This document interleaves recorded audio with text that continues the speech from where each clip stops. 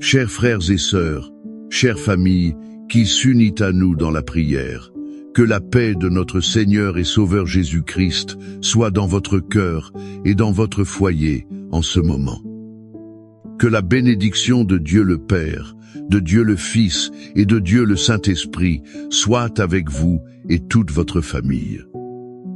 Que cette bénédiction descende sur vous non comme une pluie passagère, mais comme un manteau tissé de fils de paix, un bouclier forgé par la force de l'amour divin. En cet instant sacré, où que vous soyez, sentez-vous enveloppé par ce manteau de sérénité. Imaginez sur votre maison, sur la porte de votre foyer, le sceau de la protection divine. C'est un signe qui déclare que ce territoire appartient au Seigneur et qu'aucune force contraire n'a le pouvoir ou l'autorité d'y entrer. Nous nous réunissons non comme des étrangers, mais comme un seul corps en Christ. Nous sommes unis par le même esprit pour implorer ce qui est le premier et le plus précieux ministère que Dieu nous a confié, notre famille. Au nom du Père, du Fils et du Saint-Esprit, avec l'autorité qui nous a été conférée en tant qu'enfants de Dieu. Nous nous levons dans la foi pour engager une bataille spirituelle en faveur de nos foyers. Nous nous tenons dans la brèche pour nos familles. Et au nom puissant de Jésus-Christ, nous déclarons que toute arme forgée contre nos maisons ne prospérera pas. Nous brisons maintenant tout joug de discorde, toute flèche de discorde et d'incompréhension. Celles-ci ont été lancées par l'ennemi pour détruire l'harmonie entre les couples, les parents et les enfants, et entre frères. Nous détruisons toute forteresse d'amertume, de manque de pardon et de ressentiment qui a pu s'élever dans les cœurs. Nous annulons toute parole de malédiction, qu'elle soit héréditaire ou issue d'une malédiction familiale. Nous annulons aussi celle prononcée par des bouches envieuses contre notre mariage, la santé de nos enfants et notre prospérité. Nous proclamons que le sang de Jésus est un mur de feu autour de nous. Il protège nos enfants de toute mauvaise influence, de tout danger visible et invisible. Il les protège aussi des pièges de la rue, des mauvaises compagnies et des vices qui asservissent. Nous ordonnons à tout esprit de division, de confusion, de rébellion et de désunion de s'éloigner maintenant de nos familles. Nous déclarons que nos foyers sont des ambassades du ciel sur la terre. Ce sont des lieux de refuge, d'amour, de paix et de sainteté, tout pour l'honneur et la gloire de notre Dieu. Maintenant, je veux vous inviter à apaiser votre cœur. Ouvrez aussi votre âme à l'une des histoires les plus touchantes et révélatrices de toute l'Écriture sainte. C'est une histoire qui palpite dans le cœur de Dieu lui-même. Nous la trouvons dans l'Évangile de Luc, au chapitre 15. C'est la parabole du Fils prodigue, que je préfère appeler la parabole du Père miséricordieux. Fermez les yeux un instant et visualisez la scène.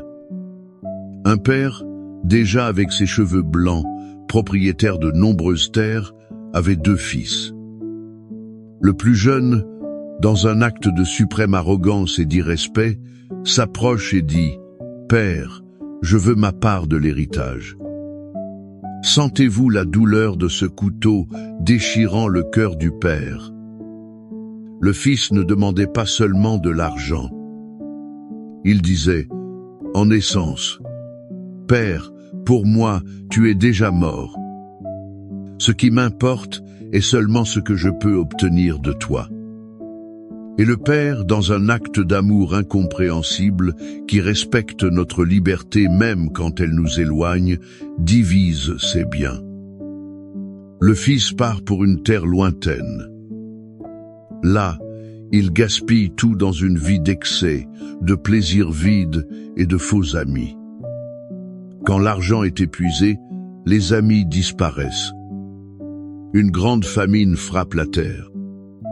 Et ce jeune homme, qui avait un jour tout, désire manger les restes donnés au porc.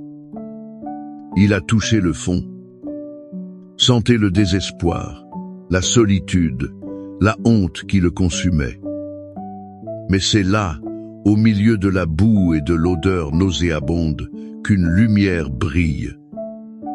Il revient à lui et se souvient de la maison de son père. Il se souvient que même les serviteurs de son père vivaient mieux que lui. Et il prend la décision de revenir. Il prépare un discours de repentance, disposé à être traité comme un simple serviteur. Mais ce qu'il ne savait pas, c'est que, pendant tout ce temps d'absence, son père ne l'avait jamais oublié. Chaque jour, au crépuscule, ce père montait à un endroit élevé. Il regardait l'horizon, le cœur serré de nostalgie, espérant voir la silhouette de son fils revenir. Et l'un de ces jours, il aperçoit une silhouette au loin. Son cœur s'emballe. Même de loin, sale, maigre, en haillons, le père reconnaît son fils. Il n'attend pas. Il court. Le texte dit qu'il a couru à la rencontre de son fils. Il s'est jeté à son cou et l'a couvert de baisers. Le fils essaye de faire son discours répété, mais le père ne le laisse pas finir. Il crie au serviteur « Apportez la meilleure robe ! Mettez-lui un anneau au doigt et des sandales aux pieds. Et amenez le veau gras, nous allons faire la fête. Car mon fils était mort et il est revenu à la vie. Il était perdu et il a été retrouvé. » Quelle leçon tirons-nous pour notre famille aujourd'hui?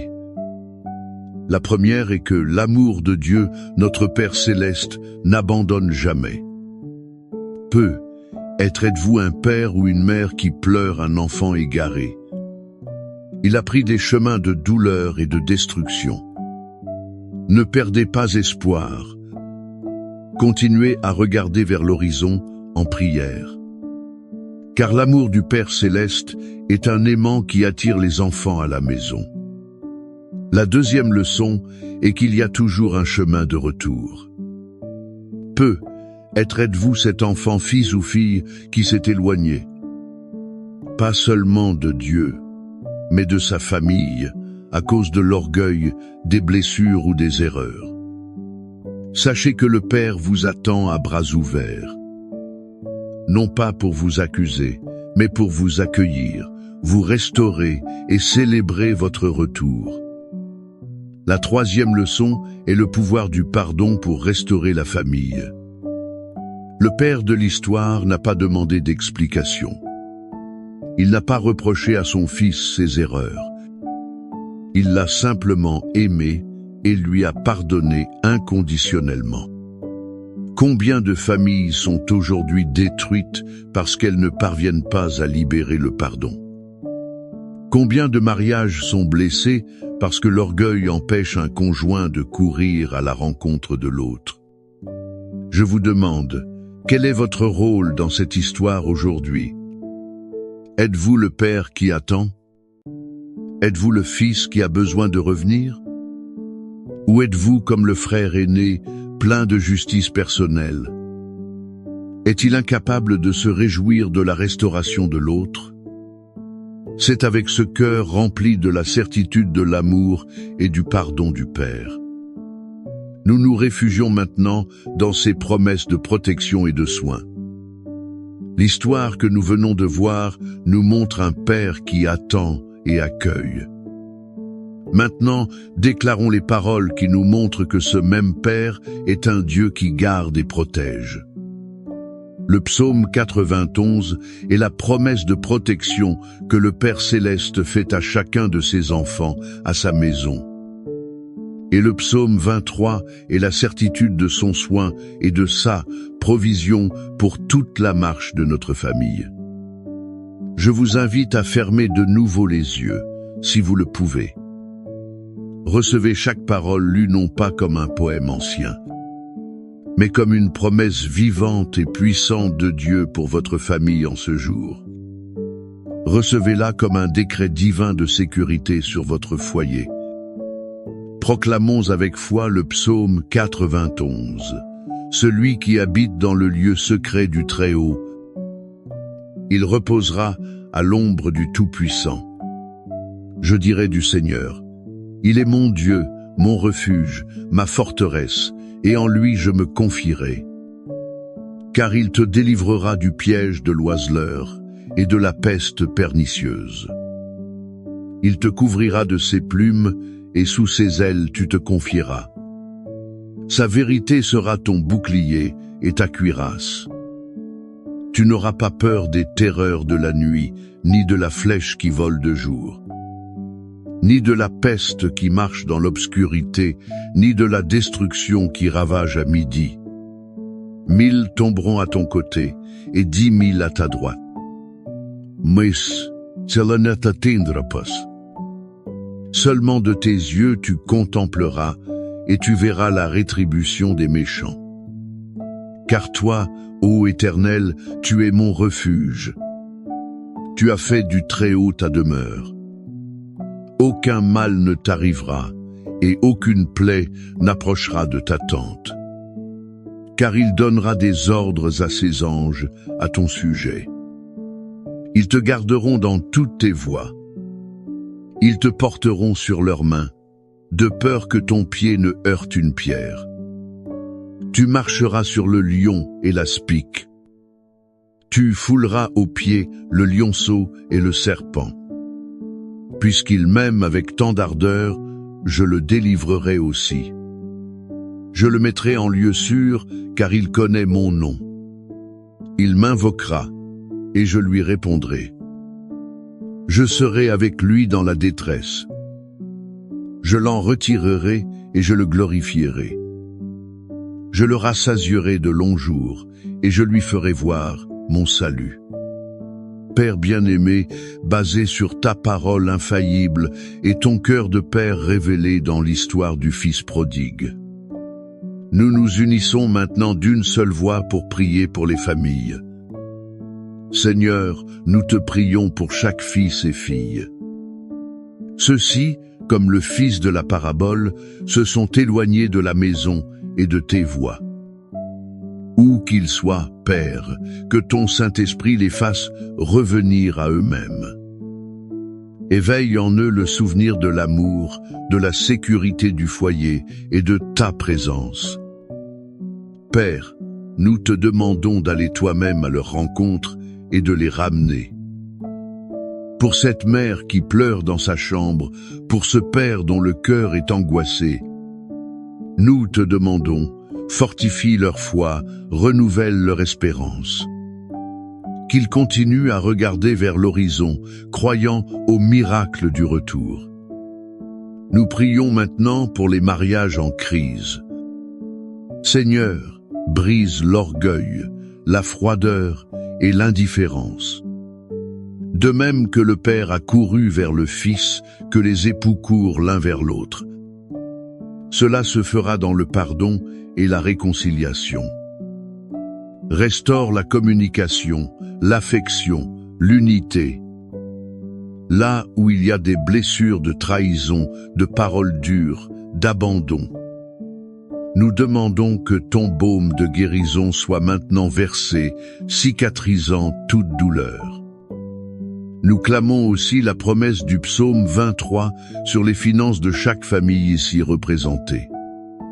Tu es notre berger, et c'est pourquoi rien ne nous manquera. Ouvre les portes de l'emploi à ceux qui sont au chômage. Libère les familles des dettes. Apporte ta provision surnaturelle pour que le pain ne manque pas à table. Pour qu'il y ait des ressources pour la santé et l'éducation des enfants.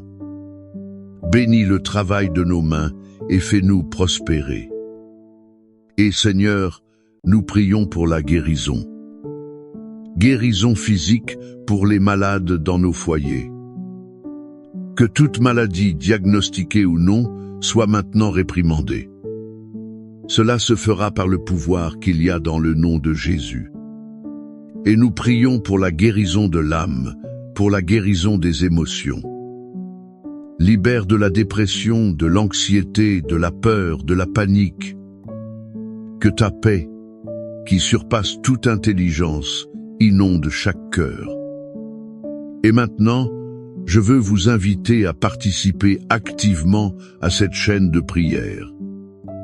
Écrivez ici dans les commentaires le nom de votre famille. Écrivez votre demande spécifique. En faisant cela, vous placez votre cause sur l'autel de Dieu.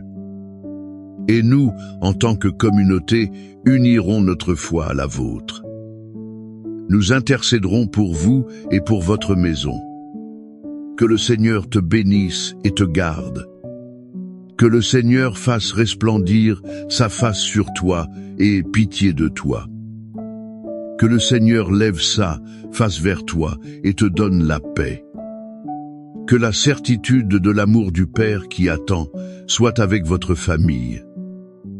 Que la protection du Dieu Très-Haut, qui est votre refuge, soit également présente. Et que la provision du bon pasteur qui vous guide soit avec votre famille aujourd'hui et pour toujours. Recevez cette bénédiction non seulement pour vous-même, mais apportez-la dans votre maison, pour votre conjoint et pour vos enfants. La victoire de votre famille a déjà été décrétée sur la croix du Calvaire.